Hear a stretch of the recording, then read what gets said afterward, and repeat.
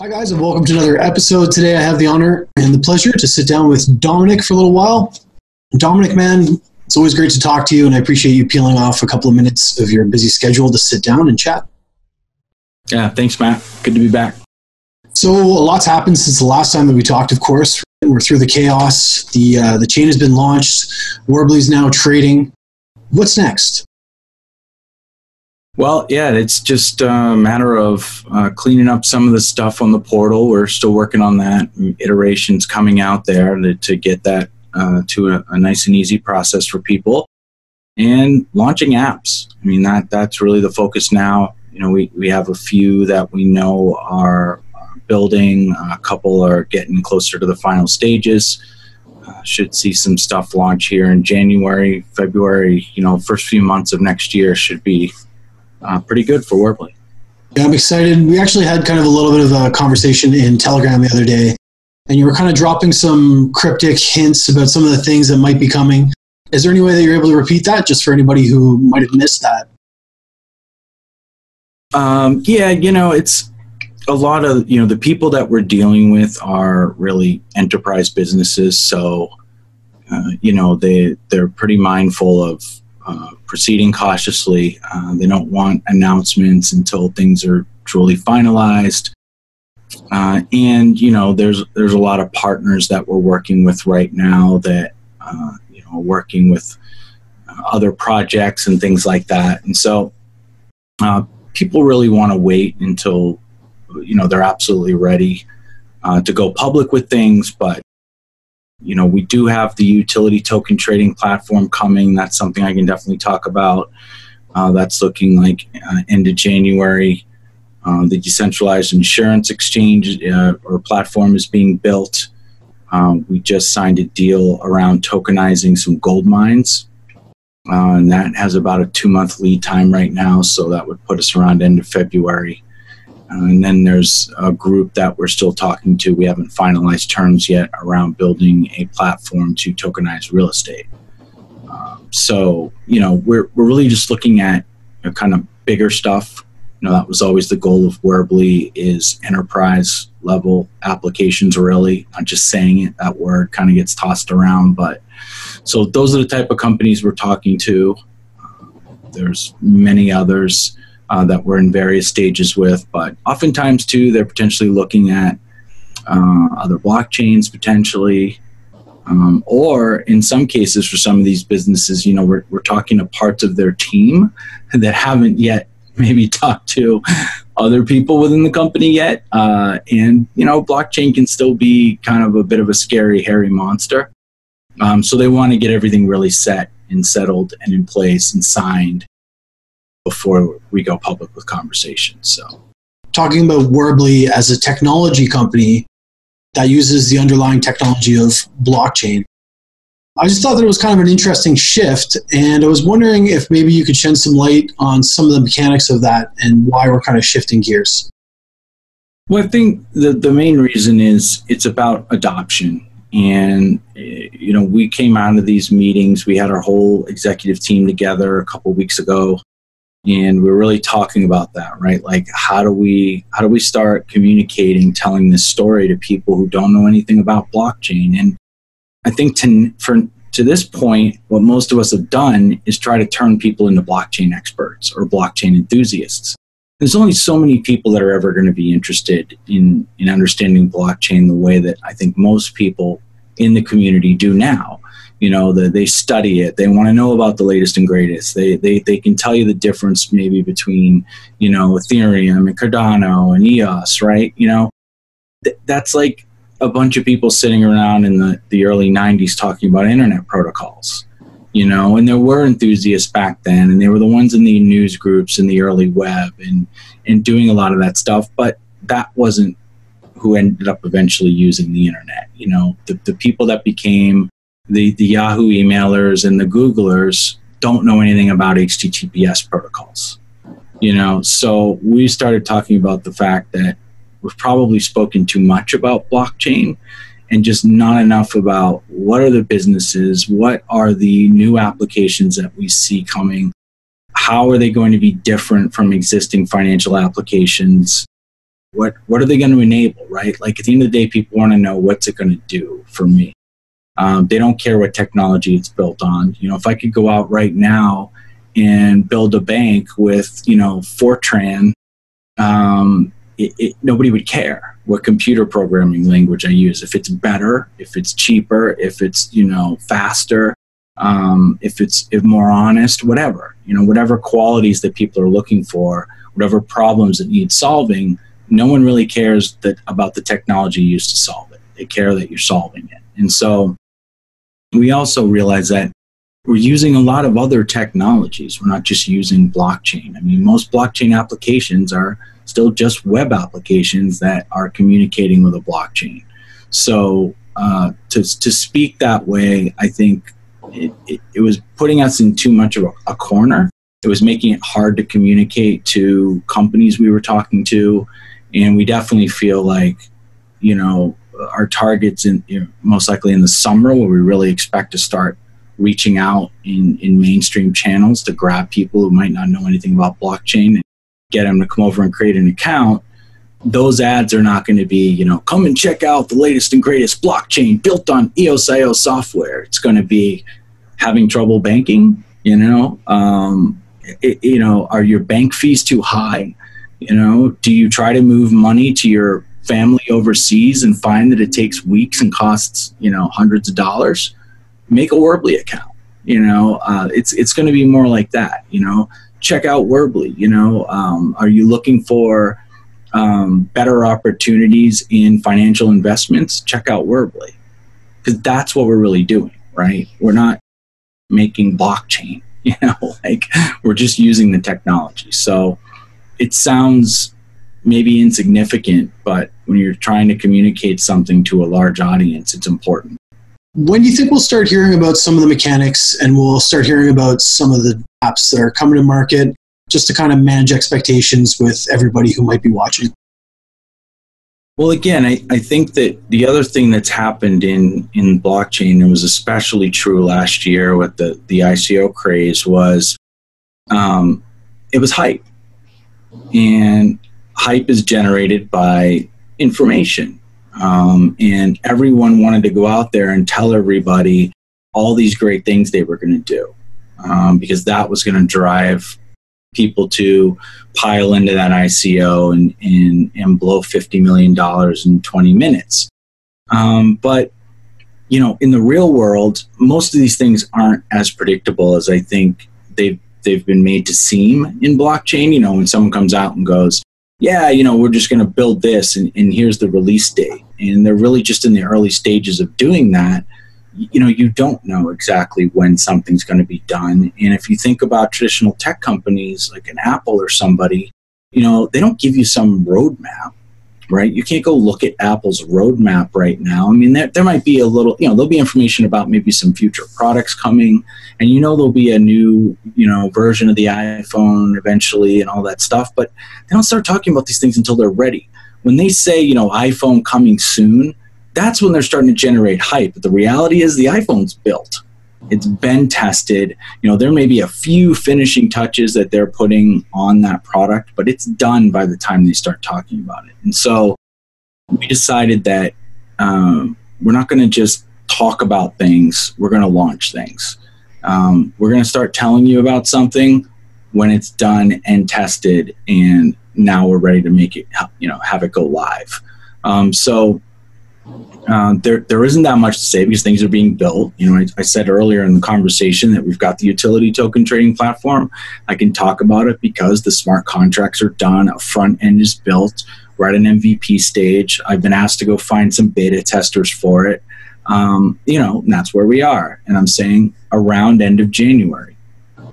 I don't know what could happen. There could be delays. There could be unforeseen things. This is going to be a major, financial service, a financial product that's being built. And so it's going to have to be secure. And, we're going to have to just take a look at every angle of it.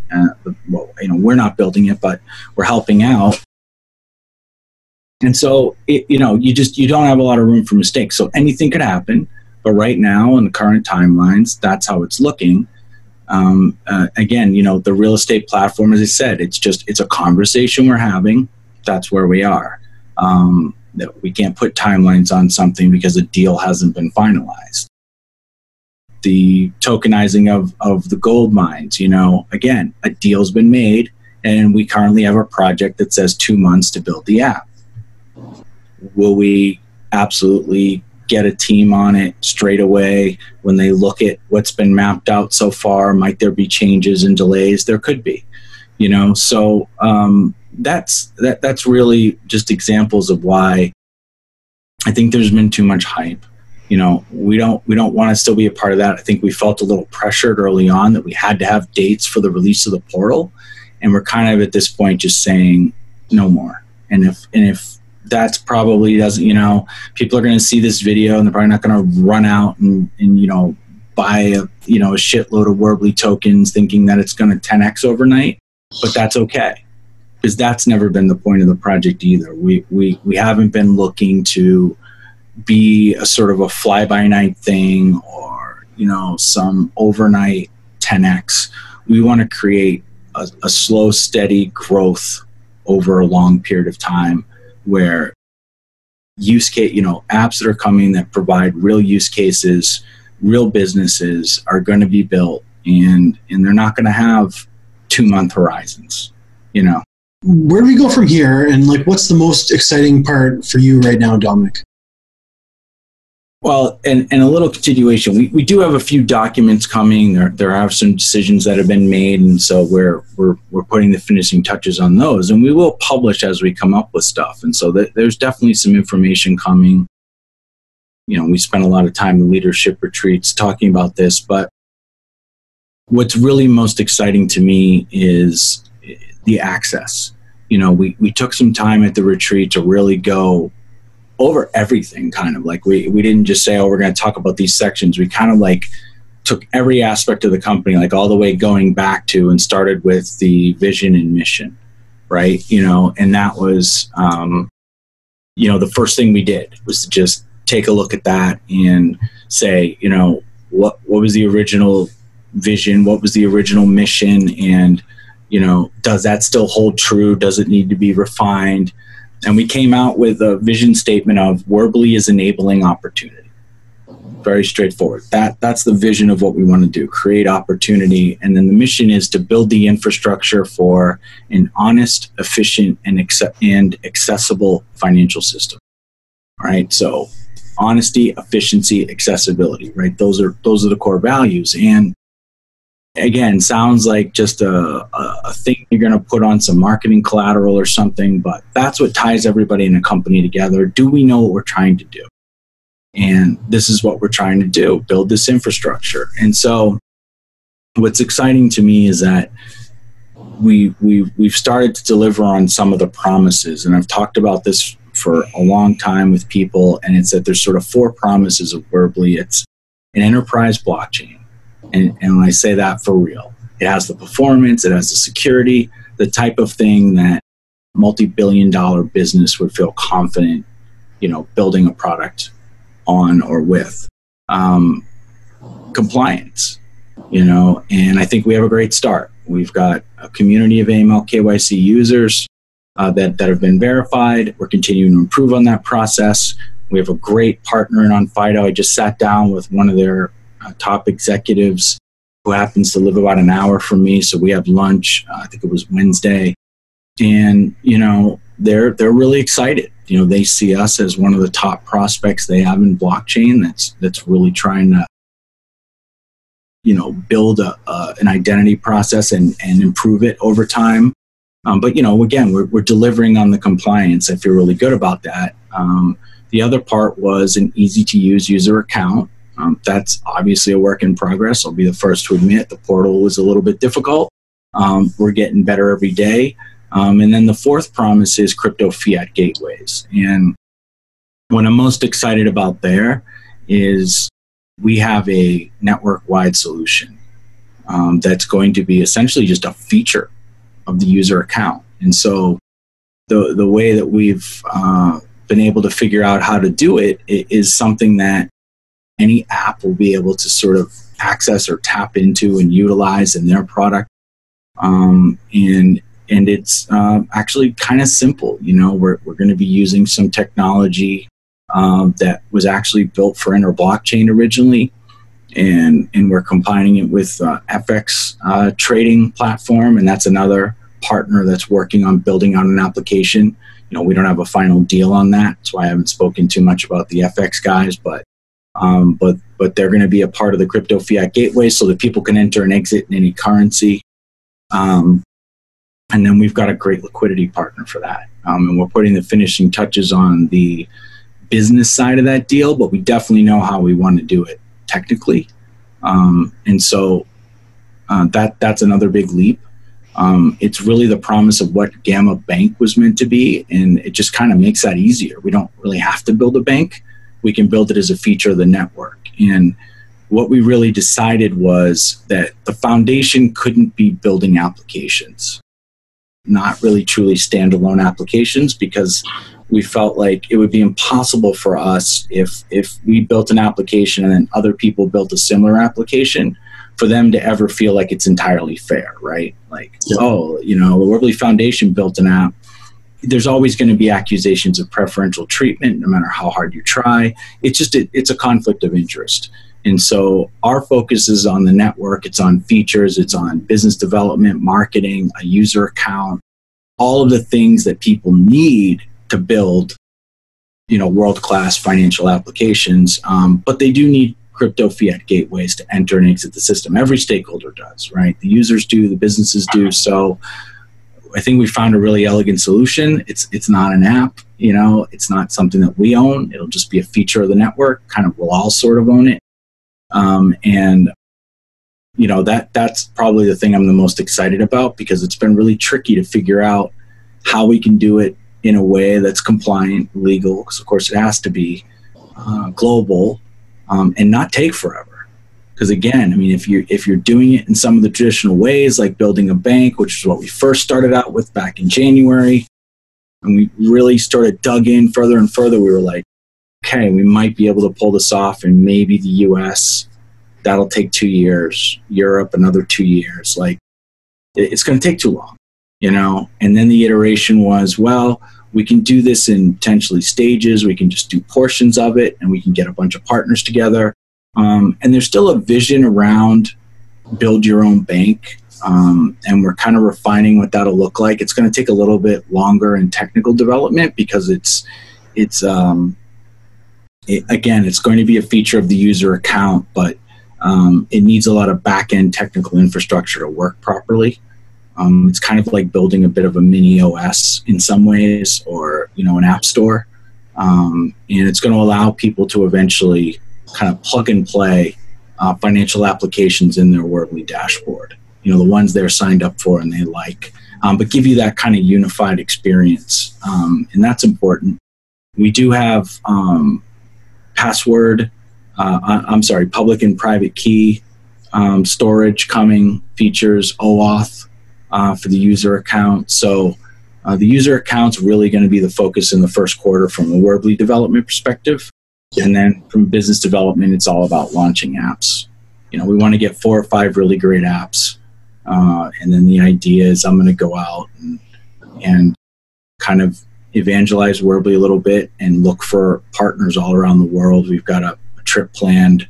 It's looking like 6 to 8 weeks. And I'm going to go out and meet every single Worbli block producer in person, do some events, and meet as many business contacts as possible so we can drive applications into the business development pipeline. So I'm really excited for the first quarter. I want that first app to launch. That's the goal right now. Appreciate all your hard work. Thanks for sitting down with me again, and I look forward to continued updates in the near future. Awesome. Thanks a lot, Matt. Cheers, my friend. We'll see you soon.